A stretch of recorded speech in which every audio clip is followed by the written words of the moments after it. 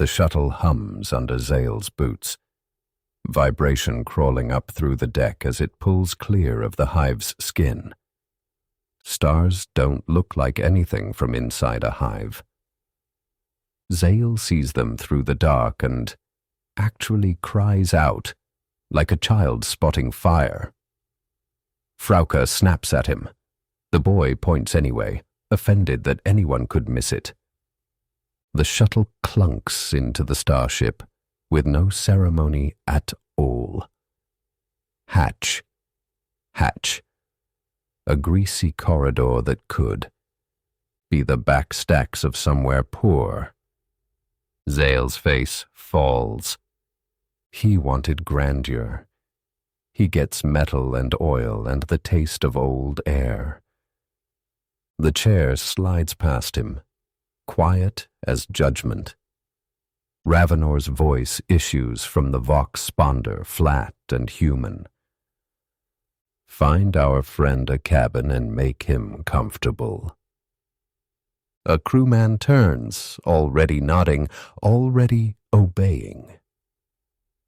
Find me a cabin and make me comfortable, Zale repeats, trying on power like a coat that doesn't fit yet. He lifts his feet one at a time on the deck grill, grinning at the strange lightness. AG, the crewman says. What's that? The ship's artificial gravity. You'll get used to it. Zale frowns, genuinely stuck. Well, what's gravity? On the bridge of the Hinterlight, Ravenor's long-suffering starship, orbit breaks to a Ninth Symphony turned up too loud. Cinia priest's ritual. Brass and kettle drums shaking the bolts. She stands at the helm in a stained flight jacket, sleeves rolled, long blonde hair pulled back and with no patience for ceremony. Shipmistress, owner, and the only woman Ravenor trusts to carry him into the void. She sees the chair glide onto her bridge and barks. Down 3, and the music dips like it's been trained. Thonius tells me we're off to Flint. To begin with, Ravenor answers through the Vox sponder, deliberately human for her sake. It could be a long run, right up the lane to Lenk if needs be. Cinia pouts. No bugger goes to Lenk anymore. Some buggers do, the sort I'm after. I hope to catch them before that. Certainly before they hit lucky space. She laughs, then stops laughing like the joke just grew teeth.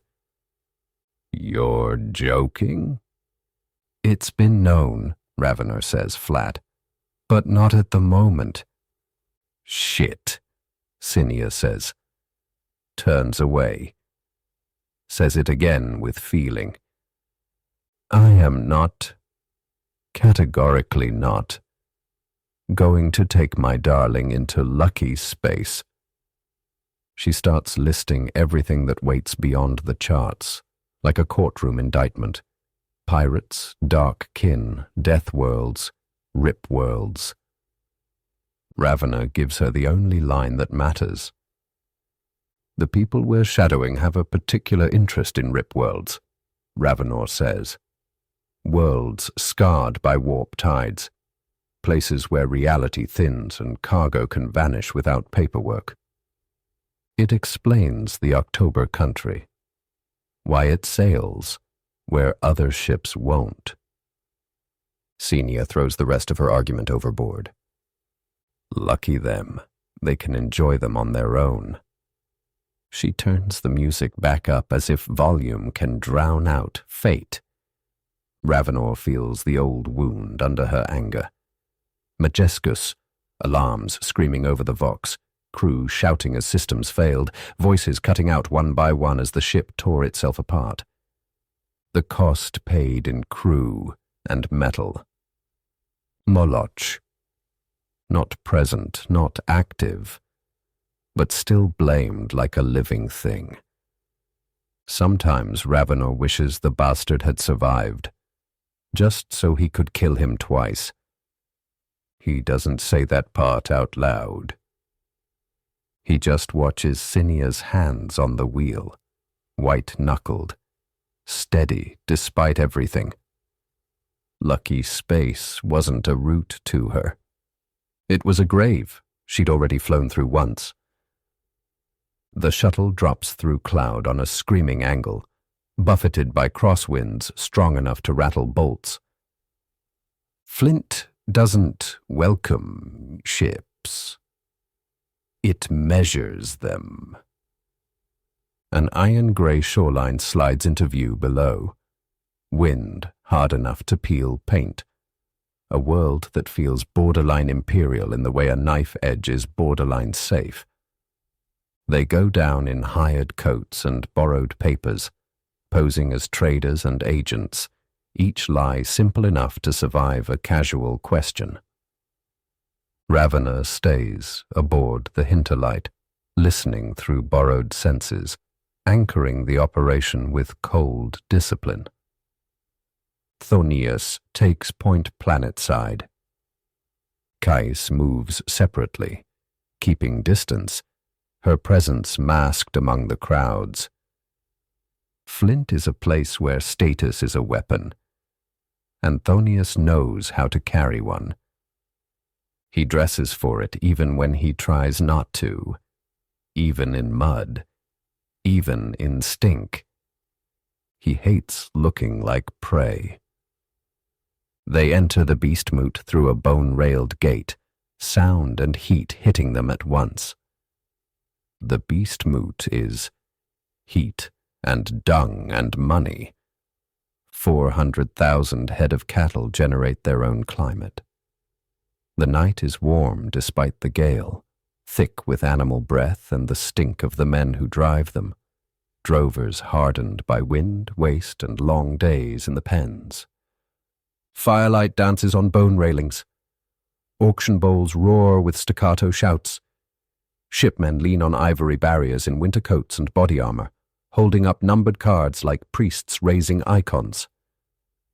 Above it all, Carquin the Baron sits on a raised dais overlooking the pens, the bowls, the money, like he owns the season.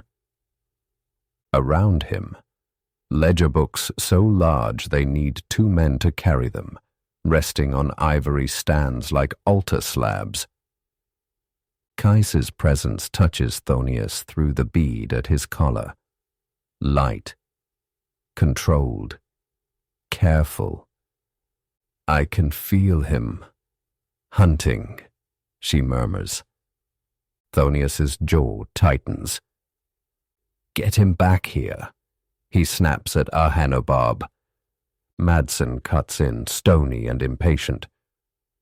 Kinski knows what he's doing. If we leave this up to you, we'll be here all week. Thonius doesn't even look at her. This is the Inquisitor's operation, he growls. You 3 are here under sufferance. The words are quiet. The authority isn't. Thonius keeps his voice level, his posture easy, as if authority were something that might still hold together if handled carefully. In Thonius's ear, Kiss gives a fractional acknowledgement, not a nod, just understanding. The ledger keeper, she murmurs, behind Carquin. Left. Thonius finds him, pale, old, lime-caked robes, a necklace of bull's teeth. A man who looks like he was born out of this place's rules. The ledger keeper flips tanned skin pages with blank speed. Then he flinches, blinks, steps back as if waking from a fall. Kinski lurches and opens his eyes. They're not here, he says, but they were expected. Thonius keeps his voice level. What? Thekla of the October Country is a regular visitor, Accommodation prepared. Herd parcels reserved. Kiss starts to say it. So we're wasting time. Kinski grins like he enjoys disappointing people. The Baron knew Thekla wasn't coming. Apologies were delivered this morning by a stock trader called Bartol Siskind. Who is? Master of the rogue trader Allure, currently in the auction pens bidding for Flangehorn. A lead. A clean one. Thonius slips into shadow, touches his wraithbone pendant, and calls up to the ship. The October country isn't here and it isn't coming, he reports. But we've got a lead. Bartol Siskind. Kinski pulled it out of a local mind. Ravenor's reply arrives as pressure behind the eyes. Ravenor's presence presses into Thonius's thoughts, sudden and unmistakable.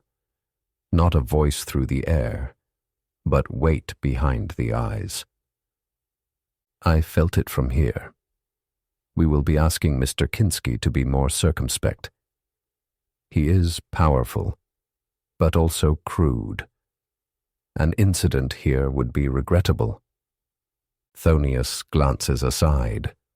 A couple of ragged drovers glare at him, suspicious of the off-worlder talking to himself. Indeed, Thonius murmurs. We're going to see what we can get out of Siskind. Recall Harlan and Kara to the ship. I will. Be careful, Carl. Be careful. On Flint, that sounds like a prayer. Thonius moves through the crowds toward the auction arenas. His boots are already ruined. Dung-swilled streets eat leather like acid. He keeps his kerchief up anyway, as if refusing the smell is the same as refusing the place. Then he hears it. Commotion behind him, back toward the Baron's pavilion. He drifts up onto an overstage beside a brawny shipman in a body glove and heavy cloak. Thonius nods casually. What's that about, do you suppose? The shipman scowls down into the street. Some frigga brought a psyker. Got into the head of one of the Baron's people. Carquin's gone frigging nuts. Whole moot's gonna slow down until the fuss dies. Thonius goes still inside. The psyker, he repeats. That's not good. The shipman looks at him like he's thick. Of course it's not good. Everyone knows they're banned from the moots. Moot law. No psychers on account of unfair trading. Thonius's stomach drops. Of course. Of course the place built on cheating has one sacred rule. No cheating that can't be policed. That's why the Baron's got his warlock, the shipman adds. House psyker, licensed, paid to sniff out anyone breaking moot law. Thonius scans the pavilion again. No warlock in sight. Which means one thing. Kinski just did a loud thing in a quiet world, and Flint is about to bite back. The shipman suddenly snaps, alarmed. What the hell have you done? Thonius follows the shipman's gaze down. To see a baronial bodyguard in the street, chain blade in hand. Two ragged drovers pointing straight up at Thonius like they're identifying a thief. Oh, shit, Thonius breathes, and the moot turns, not toward Kinski, toward the off-worlder with the wrong scent, toward the man who looks like money and talks to himself, toward the easiest target. The pursuit is messy. People shove. Someone yells, "Psyker!" like it's an accusation of rape. Thonius drops into the flow of bodies and tries to vanish. He can't. Kais feels the mood swing like a weather front. She tastes knives in faces. She sends a warning through the team link, small and tight. Ravenor's voice arrives like cold metal. Hold formation. No displays, no displays. But Kinski already displayed. So now Thonius pays. He ducks between stalls and bone rails, heading for the pens where Siskind is meant to be. The auction bowls howl on, indifferent. Business never stops for blood. He catches a glimpse of the Baron's men cutting through the crowd with purpose. A chainblade whines, hungry.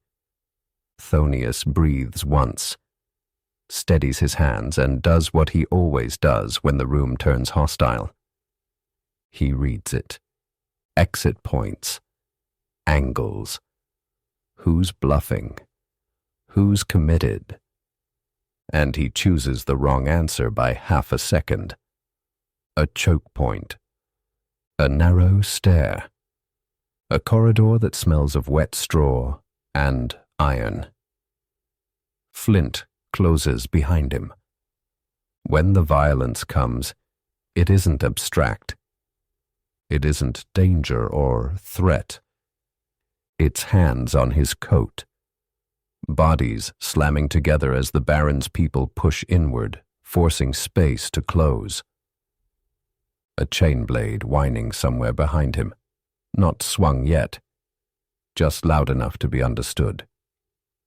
Someone shouts, "Psyker," like it's an accusation of rape, and panic takes that word and runs with it. Thonius fights like a man protecting more than skin.